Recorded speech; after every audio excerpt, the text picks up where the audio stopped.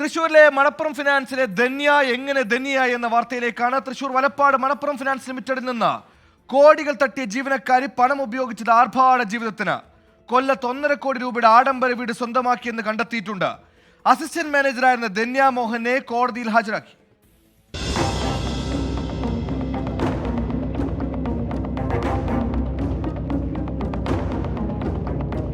വ്യാജ ലോണുകൾ തരപ്പെടുത്തി ബന്ധുക്കളുടെ അക്കൗണ്ടിലേക്ക് പണം ട്രാൻസ്ഫർ ചെയ്തായിരുന്നു ധന്യ മോഹന്റെ തട്ടിപ്പ്. 5 വർഷം നീണ്ട തട്ടിപ്പിലൂടെ സ്വരൂപിച്ച 20 കോടിയോളം രൂപ ആഡംബര ജീവിതത്തിന് ഉപയോഗിച്ചുവെന്നാണ് പോലീസ് കണ്ടെത്തൽ. കൊല്ലം നഗരത്തിൽ 1.5 കോടി രൂപ മുടക്കി ആഡംബര വീട് വാങ്ങി. ആഡംബര വാഹനങ്ങളടക്കം 4 വാഹനങ്ങൾ ധന്യക്കുണ്ട്. പണം ഷെയർ മാർക്കറ്റിലും നിക്ഷേപിച്ചെന്ന് പോലീസ് കണ്ടെത്തി. ധന്യയുടെ പേരിൽ 5 അക്കൗണ്ടുകളും ഭർത്താവിന്റെയും പിതാവിന്റെയും അടക്കം 8 അക്കൗണ്ടുകളിലുമായാണ് പ്രതി സാമ്പത്തിക ഇടപാടുകൾ നടത്തിയത്. ഈ അക്കൗണ്ടുകൾ കേന്ദ്രീകരിച്ച് 5 വർഷത്തിനിടെ 8,000 തവണകളിലായാണ് പ്രതി സാമ്പത്തിക ക്രമക്കേട് നടത്തിയത്. 24 തൃശൂർ.